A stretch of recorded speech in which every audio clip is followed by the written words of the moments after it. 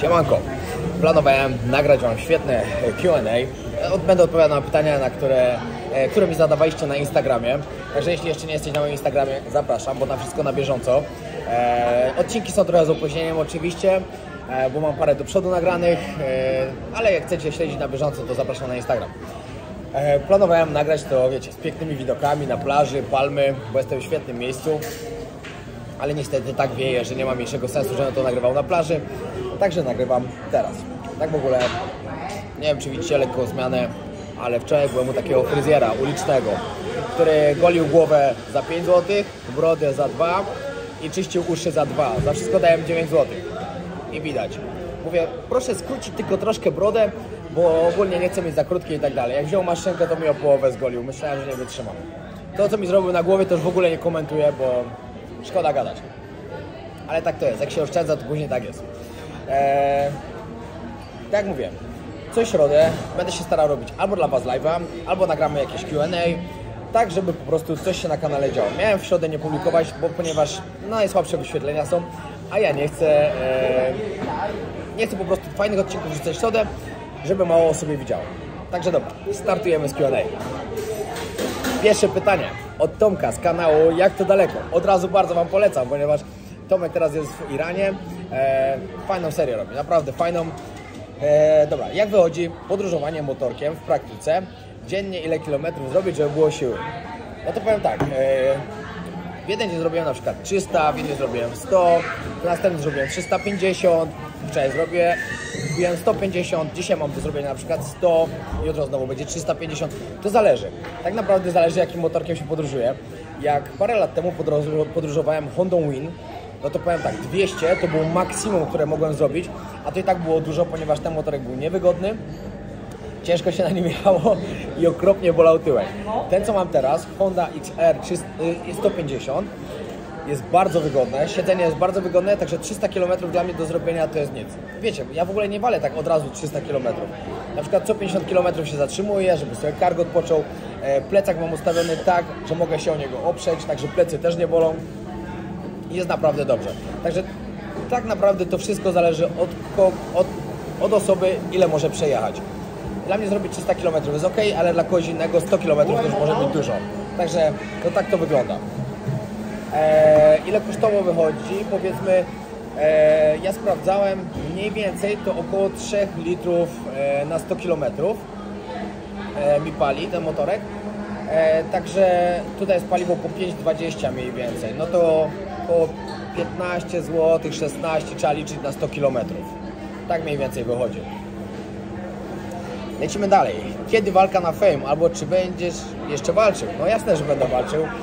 Cały czas się staram utrzymać jakąś tam formę. Wiadomo, że to nie jest forma startowa, ale cały czas się staram coś utrzymać. Codziennie praktycznie ćwiczę.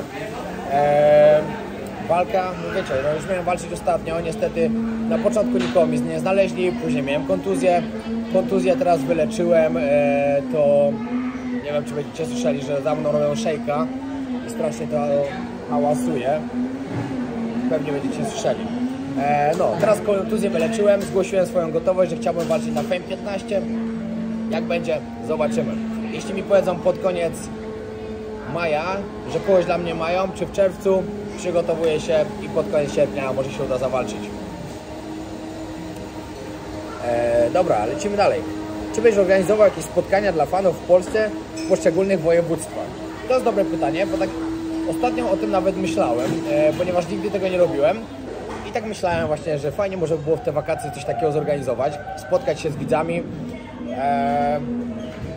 No, myślę, że z fanami to jest złe słowo. Powiedziałbym bardziej z widzami mojego kanału, bo fanów to mogą mieć jacyś w świecie. Robert Lewandowski może mieć swoich fanów, bo jest niesamowitym sportowcem. Ja mam pół moich widzów, którzy mnie lubią oglądać. No, to już lepiej brzmi. Myślę, że może uda się takie coś zorganizować. Mamy też fajny plan na wydanie e-booka o Tajlandii, o podróży po Indiach. To może wtedy można by było to razem ze sobą związać. Zobaczymy, jak się uda. Myślę, że jest to dobry pomysł, ale jak będzie w praktyce, to jeszcze zobaczymy. Mam zamiar spędzić w Europie 2 miesiące wakacyjne, czyli lipiec i sierpień. Ale też podróżować, nie siedzieć cały czas w Polsce, podróżować też troszkę. Zobaczymy, jak będzie. Ale Myślę, że to jest do zrobienia. 3 olejki, te 3 literki, które można kupić u mnie z Golden Fox, można przewozić bez żadnych problemów podczas kontroli na lotnisku. Tak, w większości krajów są legalne, po prostu nie ma problemu. Zresztą ja zawsze trzymam w kosmetyczce, nigdy nie było żadnego problemu, nigdy. Ale trzeba czasem sprawdzić, w jakich krajach, do jakiego kraju się jedzie, bo w niektórych mogą być nielegalne i można mieć problemy. Wiem na przykład, że w Dubaju są nielegalne, także uważajcie, ja przywiozłem kiedyś, nie wiedziałem, miałem szczęście, po prostu. Kiedy planujesz organizować obozy Muay Thai w Tajlandii? Obozy Muay Thai chcemy robić z moim bratem jakoś, jak zniosą tylko restrykcje wjazdowe, ponieważ wiecie, no teraz jest tak, że potrzebujecie ten jeden dzień kwarantanny odbyć, teścik zrobić, wiecie, komuś może być pozytywny i później zamiast na obóz to pojedzie na 10 dni kwarantanny, także to odpada. Jeżeli zniosą te restrykcje, mają znieść je w maju, to wtedy zaczniemy myśleć nad tym, na pewno będziemy to organizować. Mój brat już teraz jest na stałe na Phuket, ponieważ się tam przeprowadził, także jak ktoś chce przyjechać, wiecie, pomóc w organizacji na przykład trenowania w Tiger Muay Thai albo w Bang Tao, MMA Muay Thai, dawajcie znać mojemu bratu, on tam zawsze pomoże. Wiecie, cena jest ta sama, a przynajmniej on coś tam jeszcze z tego będzie miał, także fajnie, to jest taka, wiecie, fajna rzecz, a będzie zawsze łatwiej wszystko zorganizować. Co najdziwniejszego jadłeś w Wietnamie? Ten odcinek zobaczycie jutro. Co dziwnego jedliśmy w Wietnamie. Jeszcze był tak samo ostatnim razem, jak tu byłem, to też jedliśmy parę dziwnych rzeczy. Powiem tak, w Wietnamie się je naprawdę wszystko praktycznie. Tutaj nie ma rzeczy, które można nie zjeść. No dobra, zaraz mi ktoś powie, ciekawe czy gówno jedzą. No nie przesadzajcie, no. Ale ze zwierząt to nie jedzą wszystko. I niektóre czasem są aż straszne, no ale tak jest. Herbatka zielona. Do każdej kawy tutaj podają od razu zieloną herbatę. Gdzie szukać najlepiej lotów do Wietnamu? Jaka jest rozsądna cena? Nie mam pojęcia, jaka jest rozsądna cena. Wietnam niedawno otworzyli. Ja leciałem tutaj z Tajlandii, zapłaciłem 600 zł za bilet w jedną stronę, ale z Europy naprawdę nie wiem. Ciężko jest odpowiedzieć na takie pytanie.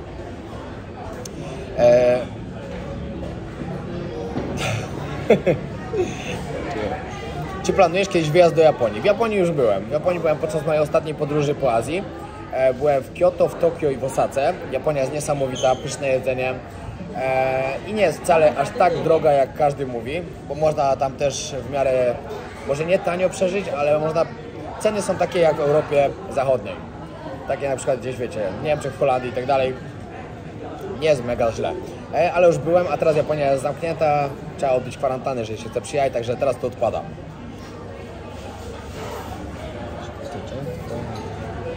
Twoje największe marzenie, cel do spełnienia za 5, 10 czy nawet 15 lat? No przede wszystkim mieć wolność finansową, żebym nie musiał się martwić o pieniądze, że może mi zabraknąć. To było znakomite. Na pewno chciał mieć jakieś 2-3 firmy, które mi będą przynosiły stałe dochody. Mieszkać w jakimś tropikalnym kraju, ale to już praktycznie mam, bo mieszkam w Tajlandii, nie licząc podróżowania. I 1 000 000 subskrypcji na YouTube. To jest moje marzenie, które chcę kiedyś zrealizować i będę cisnął, aż się uda. A pamiętajcie, to jest siła przyciągania. Jeżeli czegoś się bardzo chce, ciśnie się do tego, to tak będzie, zobaczycie. Czy możesz dodawać angielskie napisy do odcinków? W każdym odcinku są angielskie napisy, trzeba je tylko włączyć. Naprawdę. Czasem jest po prostu dzień opóźnienia albo 2 dni, bo no jest taki przeskok, ale napisy są zawsze, jeżeli nie w dniu publikacji, to dzień później są już angielskie napisy. Czy odwiedzisz w Brazylii Belle i Jezusa? No tak, jeżeli będę w Brazylii znowu, to na pewno, to na 100%. No i mnie cały czas zapraszają, mamy cały czas ze sobą kontakt. W ogóle moim marzeniem jest pojechać znowu do Rio, ale na karnawał. No teraz aktualnie już jest ale może w przyszłym roku się uda. Bo karnawał w Rio to musi być tak niesamowita rzecz. Na pewno kiedyś pojadę. No i od razu wtedy się z nimi spotkam. W Europie do jakich krajów zamierzasz podróżować? Na pewno to będzie Hiszpania, na pewno będzie Holandia, na pewno będzie Grecja. Może jeszcze coś z nowych krajów, których nie widziałem. Nie wiem, zobaczymy. Nie mam planu jak na razie. Na razie mój plan to jest przejechać Wietnam, zrobić zarąbistą serię, która bardzo Wam się spodoba, chociaż już po komentarzach widzę, że naprawdę się podobają, bo jest niesamowicie dużo dobrych komentarzy. Praktycznie się te złe nie zdarzają, co mnie bardzo cieszy. Następnie Indie. Wczoraj akurat aplikowałem o wizę do Indii, w ciągu 3 dni mam mieć odpowiedź. to wtedy 2 miesiące planuję spędzić w Indiach. Będziemy podróżować z Alą. No i później wracam do Europy. A co będzie w Europie, się okaże. Tak podróżując i chodząc na pewniaka po tropikach, nie boisz się, że staniesz kiedyś na pająka? Nie boję się. Wiadomo, widziałem już dużo pająków, takich wielkich nawet. Ale to wiecie, no one raczej szybciej uciekną niż zaatakują. Wiadomo, że jak poczuje zagrożenie, to może zaatakować, ale raczej uciekają, także trzeba mieć pecha po prostu. O, tak powiem. Jak plecy? Czy odczuwasz jeszcze ból? Nie, powiem wam, że właśnie co do pleców, bo dużo osób mi pisze, a jak ja dałem radę teraz podróżować, tyle jeździ na motocyklu, jak mnie bolały plecy, jak miałem przepuklinę. Jeden lekarz mi powiedział, że prawdopodobieństwo jest, że przepuklina się może wchłonąć. Ja 2 miesiące nie chodziłem na treningi sztuk walki, robiłem rehabilitację, naprawdę cisnąłem, żeby wyleczyć te plecy i prawdopodobnie je wyleczyłem, ponieważ przestały boleć. Teraz już od praktycznie, nie wiem, 3 tygodni albo miesiąca nie odczuwam w ogóle bólu w plecach. Nic a nic. Jest bardzo dobrze. Noga wróciła do sprawności. W pełni dobrze pracuje.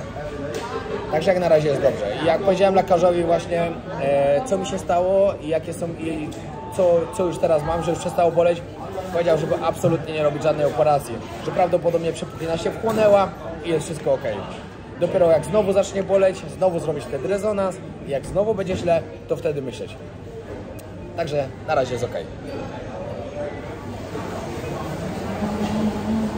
Co powiedziałbyś na walkę z Wiewiórem? Ja zgłosiłem swoją gotowość do walki na Fame MMA ze zwycięzcą walki Krycha Wiewiór, którzy będą teraz walczyli.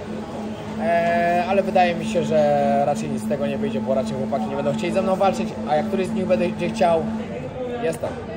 Nie ma problemu. Na Fame 15 nie ma problemu. Możemy walczyć. Wyjazd do Tajlandii na własną rękę wyjdzie taniej czy niekoniecznie? Oczywiście, że tak.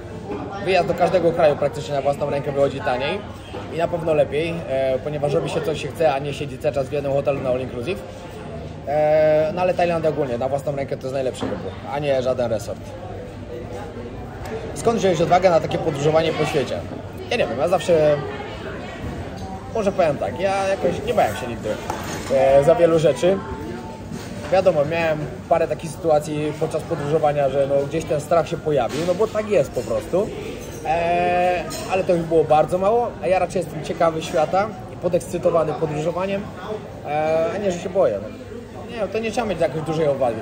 Wiecie, do czego trzeba mieć odwagę? Postawić pierwszy krok. Jak już zaczniecie i zobaczycie, że się da, to ruszyć, po prostu. Moim zdaniem Azja jest świetnym kierunkiem podróżniczym, Azja Południowo-Wschodnia.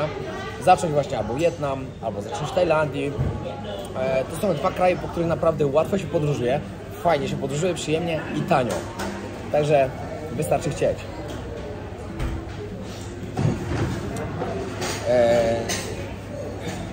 Czy będzie zwiedzana jaskinia Songdong? Nie będzie zwiedzana, ponieważ wiem, że tam nie da się tak łatwo dostać. Trzeba wcześniej robić jakieś rezerwacje, trzeba tam zostać chyba na noc, czy nawet na 2. Niestety nie teraz. Jakie marki kultowe sandały polecasz? Ja wiem, że parę osób się z tych sandałów może śmiać, ale to jest najlepsze dla mnie podczas podróżowania co dzień na motocyklu. Jak ja był co dzień w butach, to ja sobie nie wyobrażam, co by się działo później. A sandałki przewiewne, bardzo dobrze. Tutaj znowu o walkę pytania.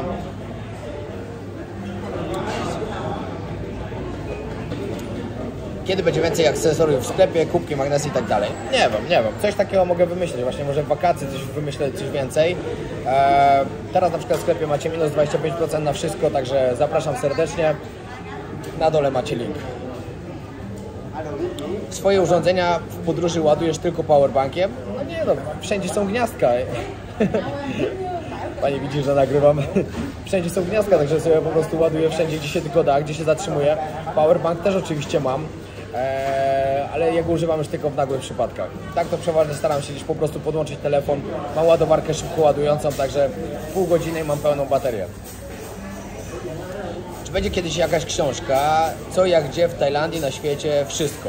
No to jak mówiłem, no będziemy z Alicją wydawać na pewno e-booka o Tajlandii, ponieważ no ja jestem bardzo kojarzony z Tajlandią, bardzo. Dostaję co chwilę pełno pytań w sprawie Tajlandii, co, gdzie, jak, co najlepiej, wszystko, także to będzie. ale dodatkowo opiszę fajnie Bangkok, opiszemy swoją podróż, którą mieliśmy miesięczną po prostu po Tajlandii, co można fajnego w miesiąc zobaczyć w Tajlandii. Wszystko to będzie. Już niedługo, zobaczycie, ale to na spokojnie. O Indiach też chcemy opisać. No i zobaczymy, no wiecie, chcemy coś fajnego zrobić, żeby ludziom się to podobało. Będzie coś fajnego, już niedługo. Pomysły mamy, teraz tylko czas na realizację. Ktoś tam zapytał, ile pali właśnie motocykl, który dobrze wybrać, jak się jedzie i tak dalej, no to już Wam powiedziałem. I jeszcze jest taka sprawa, jeżeli ktoś z Was będzie chciał podróżować właśnie po Wietnamie, polecam też sobie wejść na grupy na Facebooku Sell, Rent, Motorbike Vietnam. Wtedy macie tak, że tak możecie zrobić jak ja, że znajdujecie sobie motocykl na przykład w Saigonie, a oddajecie go w Hanoi. Czyli możecie sobie przejechać cały Wietnam od Saigonu do Hanoi, a właśnie, nie kończcie w Hanoi, bo tam trzeba jeszcze pojechać do Halong Bay, tam jest piękny wodospad, jest ta pętla taka, nie pamiętam jak się teraz nazywa, wyspa Cat Ba, jest tam jeszcze dużo miejsc poza tym, do Sapa można pojechać, zobaczyć tarasy ryżowe, to wszystko będzie w odcinkach u mnie, a dopiero na sam koniec z tego wszystkiego wrócę do tego Hanoi, oddam motocykl i lecę do Indii. Taki motocykl jak ja mam, znalazłem za $10 dziennie, czyli zapłaciłem za niego 250 plus 70 za to, że będzie wsadzony do pociągu i przyjedzie z powrotem. Znowu włączyli ten mikser i znowu robię jakiegoś shake'a i znowu to pewnie będzie słychać. Ale dobra, postaram się go troszkę zagłuszyć, żeby on nie zagłuszał mnie, bo nie chcę znowu tego wyłączyć. Ale ogólnie, żebyście wiedzieli, ja miałem farta, że znalazłem tak tanio. Możecie to znaleźć. Ja Wam pokazałem w ogóle w jednym odcinku, gdzie można znaleźć tą wypożyczalnię, gdzie ja brałem. Ja z tym panem się spisałem jeszcze jak byłem w Tajlandii, że chcę przyjechać, że potrzebuję takie coś i tak dalej, i tak dalej. I on jest dokładnie prawie na końcu Walking Street w Saigonie. Pokazywałem to na odcinku, z którym wypożyczałem, także możecie cofnąć, zobaczyć. Powiem Wam, gdzie jest to miejsce. Tutaj, jak jesteście na Walking Street dokładnie, no to od razu jak się wychodzi, tutaj takie coś. I tu jest ta wypożyczalnia. Normalnie wypożyczenie takiego motocykla dziennie kosztuje $25, żebyście o tym wiedzieli. Jeżeli bierzecie na miesiąc, to dostajecie zniżkę. I tak, dlatego tak to wygląda. I trzeba się targować oczywiście. Wiecie, oni zamieścili kaucji $1000, ale no, nie dałem tego. Powiedziałem, że to jest za dużo jak dla mnie, że dać $1000. Nigdy nie wiadomo, co się może wydarzyć. Także stargowałem na 500, ale nie dali mi niebieskiej karty tego, bo powiedzieli, że oni się teraz boją, że ja im ukradnę ten motocykl. I to jest takie wszystko, wiecie, pół na pół, no bo jak policja zatrzyma, to pewnie będą się mandat zapłacić, że nie mam tej karty, ale oczywiście postaram się w łapę dać, bo to tak to działa, tak jak w Tajlandii, nie ma co ukrywać. A najlepiej w ogóle jakby mnie nigdzie nie zatrzymali, mam nadzieję, że tak się nie stanie. Ale motocykl, którym jadę, naprawdę polecam, jest bardzo, bardzo wygodny i to jest świetne. Co? To by było chyba na tyle. Myślę, że fajnych parę informacji przekazałem. Może się uda, że jeszcze dzisiaj na live się spotkamy w środę, ale to wszystko zależy od miejsca, w którym będę i czy będę miał internet, bo to jest bardzo ważne. Czekajcie. Nie myślę, że chodzę w apaszce. To jest moja pustka, jak jadę na motor, żeby nie wdychać spalin. No i wiecie, no tutaj jeszcze nieraz w niektórych miejscach, do mnie się ani raz, właśnie, to ludzie też pytali, czy się czepiają tutaj maseczki. Ogólnie Wietnamczycy chodzą wszyscy, praktycznie, no dobra, nie wszyscy, ale bardzo dużo. Do mnie się ani raz jeszcze nie przyczepili, że nie miałem, kompletnie ani raz, a jak widzę, że ktoś się patrzy, to po prostu sobie robię tak i tyle. Także pod tym względem nie jest problem. Do Wietnamu wjechać, może ktoś nie widział pierwszego odcinka albo coś, jak można tutaj wjechać. Wizę załatwiacie na oficjalnej stronie, $25 się płaci. Wystarczy zrobić tylko test przed przylotem. Na miejscu robicie aplikację szybko i jesteście w Wietnamie. Wizę dostajecie na 30 dni. Tylko najważniejsze. W wizie musicie podać port, do którego przylatujecie, czyli dokładnie nazwę lotniska, do którego przylatujecie. Gościu, co stał przed nami w kolejce, podał inny i miał kłopoty lekkie, bo powiedzieli, że on tu miał nie wlecieć, on miał gdzie indziej wlecieć. Także lepiej zróbcie wszystko dokładnie. Wylotowy to wiadomo, ja podałem w KIT, że... Znaczy w KIT, no, wiem, że będę z Hanoi leciał, ale wcześniej na przykład nie wiedziałem, parę lat temu wpisałem Hanoi, ale i tak stamtąd nie jechałem. To już nieważne skąd wylatujecie, co wpiszecie, ale ważne, żebyście ten, do którego wlatujecie, wpisali dobry. Dobra, dzięki wielkie, że oglądaliście ten odcinek. Widzimy się jutro. Jutro odcinek taki dość kontrowersyjny, może nie dla każdego, o tym, co Wietnamczycy jedzą, a jedzą praktycznie wszystko. Także zobaczycie. I oczywiście nie chciałem nikogo urazić tym odcinkiem. Ten odcinek jest informacyjny. Pamiętajcie, co można tutaj spotkać, dostać w restauracjach. No i tak to wygląda. Także przygotujcie się jutro na ciekawy odcinek. Trzymajcie się, pozdrawiam serdecznie. Jak się podobało, zostawcie subskrypcję. Lecimy po 300 koła. Na razie.